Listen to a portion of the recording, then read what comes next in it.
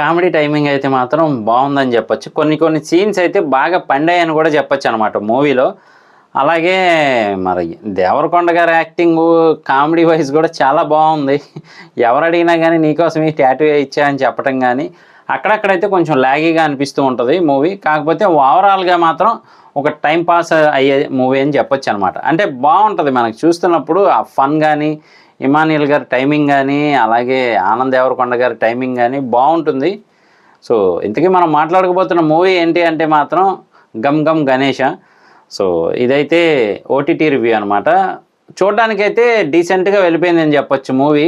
యావర్ గారు, అదేనండి ప్రిన్స్ యావర్, ఇంతకుముందు బిగ్ బాస్లో కూడా వచ్చారు కదా.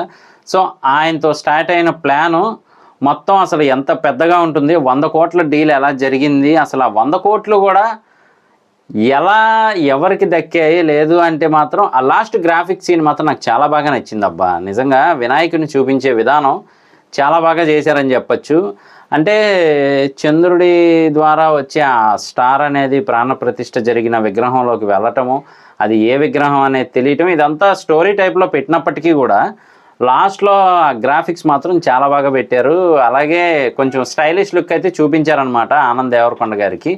మరి మూవీ కోసం ఆయన 6 ప్యాక్ బాడీ అది పెంచిన విషయం తెలిసిందే కదా.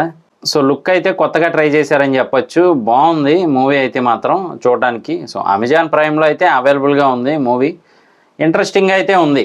మెయిన్ అయితే కామెడీ ఓరియంటెడ్గాను, అలాగే తన లవర్ తనని మోసం చేసింది అని చెప్పి అతను ఫీల్ అయ్యే విధానం కానీ, నేను ఎలాగైనా బిలియనర్ అయి చూపిస్తాను నీకు అనే టైప్లో శపథం చేయడం కానీ, లాస్ట్కి మనకి అర్రే ఏది కాకుండా పోయిందే అనుకునే టైంలో మళ్ళీ ఆయన కోటీశ్వరుడు అయ్యే దారి కూడా కనబడుతుంది అనమాట. సో బాగుంది ఓవరాల్గా అయితే మూవీ. కాకపోతే మాత్రం ఒక రాజకీయ నాయకుడు జనాల కోసం డబ్బులు పంచుదామని చెప్పి రెడీ అవ్వడం, సో మొత్తానికి రౌడీలో కూడా మంచితనం ఉంటుంది అనేది ఒక హైలైట్. ఇంకొక వైపు ఏమో వెన్నెల కిషోర్ గారి కామెడీ మాత్రం బాగుంది. అసలు మూవీలో ఏ పార్ట్ కావాలంటే ఆ పార్ట్ కోసేసుకుంటూ ఉంటాడు అనమాట ఆయన. ఎవరికి దాంట్లో నుంచి ఏది కావాలంటే అది, ఒకరికి వేళ్ళు కోసేస్తూ ఉంటాడు, ఒకరికి ఊపిరితిత్తులు తీసేస్తాడు, ఒకరికేమో కిడ్నీలు తీసేస్తాడు. వెరైటీగా ఉంటుంది అనమాట. చెవులు కావాలంటే చెవులు కోసేస్తా అంటాడు. చాలా బాగుంది. నువ్వు చెప్పినా వదులు రివ్యూ. సో అదనమాట. మొత్తానికి అయితే మాత్రం బాగుంది. ఒకసారి చూడకపోతే మాత్రం చూడడానికి ట్రై చేయండి. ఓటీటీలోకి ఆల్రెడీ వచ్చేసింది.